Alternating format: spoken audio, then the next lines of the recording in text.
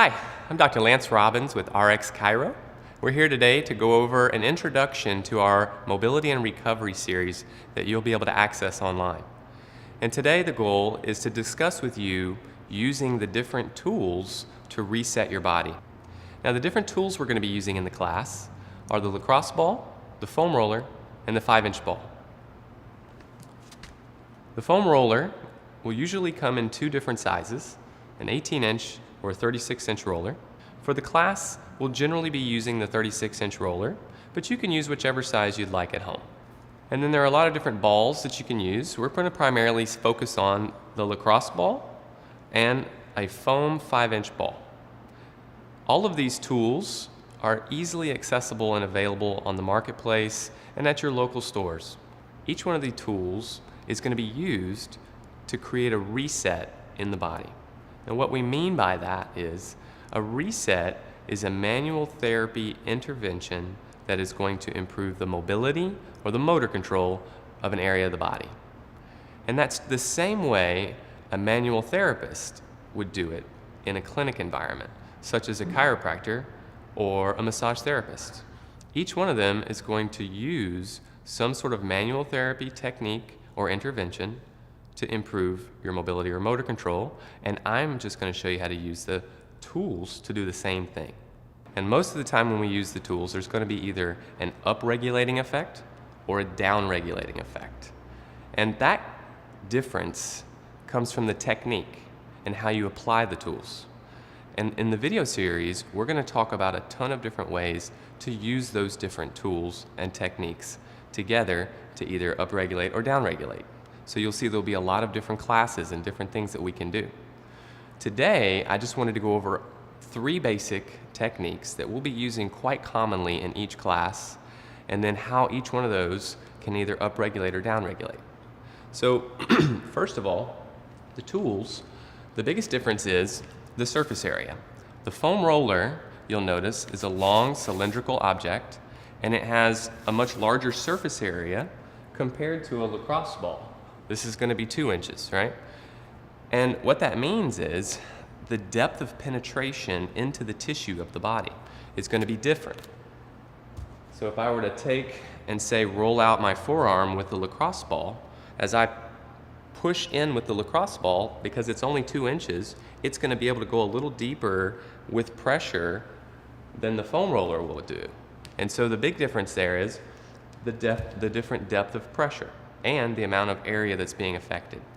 And if we're looking for a downregulating versus an upregulating effect, if you want to upregulate, that means you want to invigorate, you want to wake things up. And so you usually want to stay more to the surface or superficial, and you usually want to move a little faster, and you want to be on for less time. If you want to have a downregulating effect, that's when you want to inhibit some activity in that area. And sometimes that's going to help with pain, so that's more of your pain inhibition. And also, it can help with tight muscles or when your mobility is not well. From there, what we'll do, we'll take that idea of upregulating and downregulating, and we'll put it into different situations and scenarios depending on the tools. So as you can see, if a foam roller is a larger surface area, then it's probably going to be better for more upregulating activities, to invigorate, because it's going to target more superficial tissue. It's easier to move faster, to flush quicker on a foam roller. So let's talk about exercise for a moment. If you're going to go into the gym and work out, would you want to do an upregulating activity or a downregulating activity before you worked out? The difference is going to come from the type of tool you're doing and the way you're using it.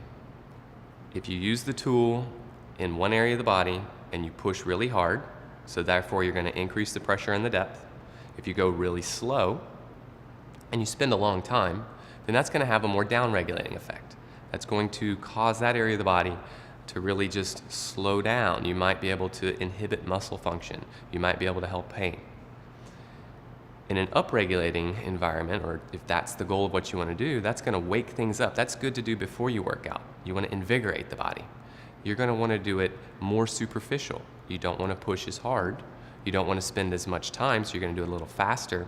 And the movement will generally be a little quicker across the area. So the different techniques that we'll be using, the 3 main ones, are compression, cross friction, and some sort of a pin and stretch or a glide. And what I mean by that is we'll take each tool, whether it's the foam roller, lacrosse ball, or the 5-inch ball, and we'll apply compression. And compression is really just direct pressure. So the harder I push into this, the more the pain level is probably going to go up. And in reference to the pain level, when we're doing our class, our pain should never really exceed a 5 on a scale of 10. So 10 being the worst pain you can imagine, and 0 being no pain at all. You would want to not go over about a 5 in any region of the body that you're working. If you're rolling on the IT band or maybe the back of the shoulder, those are areas that you might say, okay, that's like a 6, and that's all right, and we'll go over that in class. But for the most part, we're not looking to cause more pain when we roll.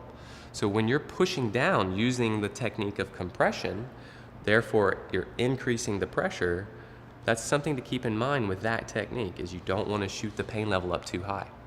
You also don't want to be on there too long. So with compression in that technique, we might hold compression, and generally speaking, it's going to be less than about 10 seconds, and then we're going to take that pressure off. So that's technique number 1, compression. Technique number 2 is cross friction. So let's say we're going through that same area and we notice something that we're going to work on, and there's some tightness in that tissue, and you can feel it's almost like a ropey little area or band within the tissue. You can go back and forth across that, almost like strumming a guitar string, and that's your cross friction technique. Okay? Again, that's going to be like your compression technique with the pain scale. You don't want to take that over a 5 or 6. And then the last technique we'll talk about is the pin and stretch or the glide.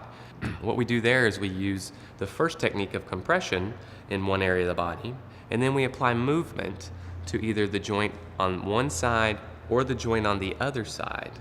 And that's going to cause some movement of the tissue under the area of compression.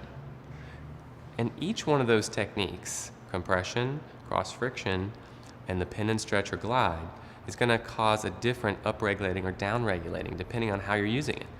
If you're using it slowly and deeply, then you're going to have a more inhibitory effect or downregulating. If you're using it fast and superficial, then you're going to have a more invigorating effect on the body, and that's going to upregulate things. So maybe before you work out, you would do more upregulating activities. And after you work out, you might do more downregulating activities. Another way to look at it is, in the beginning of the day, earlier in the day, sometimes you really want to wake your body up. So you could use these tools for an invigorating, upregulating effect. Or at the end of the day, you've been sitting at the computer all day long and you want to downregulate things. You feel really tight and just kind of not very good in certain areas of the body. Maybe you've got some tension. This is another way that you can use those techniques. So with each one of those, there comes the idea of when should you use it and when should you not use it. Each class we're going to talk about the indications.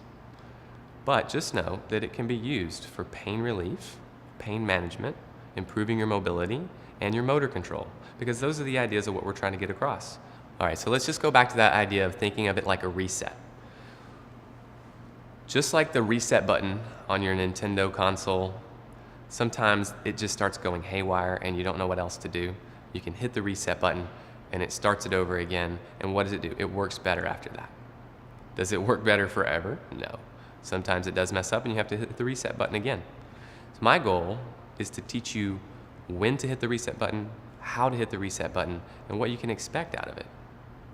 The resets we do are very similar to the ones that you would receive from a manual therapist, such as a chiropractor or a massage therapist. And so when we talk about contraindications, when you should not do this, it's the same idea. If you want to go to a massage therapist and get a deep tissue massage, then you probably want to make sure that your body is safe to do that. And what would that mean? That would mean that if you're on a blood thinner, such as warfarin or Coumadin, that you might not want to use deep pressure in a massage situation. You also would not want to use deep pressure in one of these techniques that we're talking about, using the mobility tools. If you're the kind of person who has osteoporosis, or maybe you've had a surgical implant or surgical repair done in one area of the body, again, those are areas where you're going to use much less pressure, and sometimes you should consult with your healthcare provider to make sure it is safe for you to use these tools and techniques. Now, a couple of other things too to think about. When you're rolling and using the tools, there are a couple of things to watch out for. One of those would be a hard bumpy feeling, almost like a speed bump. That's usually a bone that you're going over or a bony surface, and you don't really want to roll over those very hard with much pressure or much time. You're just kind of going to glide over it and go to the next area of tissue. So you want to kind of avoid those. The next thing would be if you're in an area and you're feeling a bump, bump, bump, that's usually a heartbeat or an indication that you're causing some compression of an artery or a blood vessel. And let's just come off of that. You don't need to spend much time there. And the next thing is to watch out for is this like tingling, zinging, zapping sort of feeling.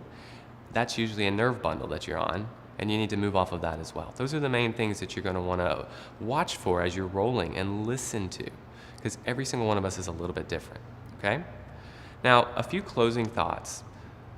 Each one of these tools is a lot like a tool that a mechanic would use to fix your car.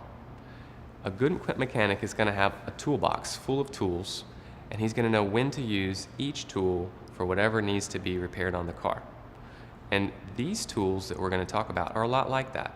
The lacrosse ball, the 5-inch ball, the foam roller, each one can be used just like that, but it's the technique and how you do it that really does play a big impact onto whether or not you're going to be successful. A few things that come into play too is your own body position.